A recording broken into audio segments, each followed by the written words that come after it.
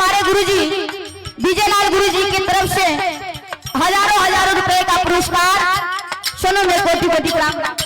जब एडमिशन करे हैं पढ़े बदे अभी देखी इस गीत के भाव पे हमारे गुरुजी विजयलाल गुरुजी की ओर से फिर 5,000 रुपए का पुरस्कार आशीर्वाद की चाहवा।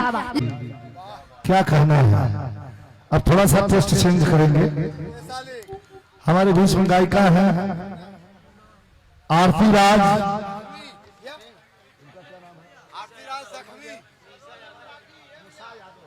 निशा यादव, और कहीं दूर दूर तक दिख रही है पूजा बंगाली।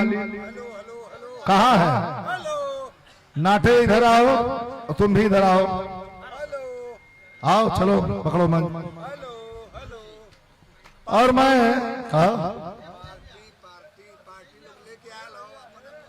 हाँ, जो लोग पार्टी लेके आए अपनी अपनी पार्टी बैठा ले। आपकी पार्टी आई है?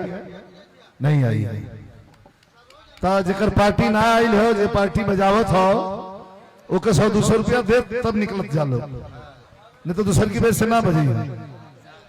अगर जब इनाम मिल जाला तो 200 रुपया सबके दे दिया जाला। ये सभ्यता। आरती राज है, एक मिनट। सरोज अनुरागी भी आरती राज है, सरोज अनुरागी है, पूजा बंगालीन है, और ये बहुत सुंदर लड़की गाती हैं। सोनभद्र रावटसगंज से निशा यादव जी हैं।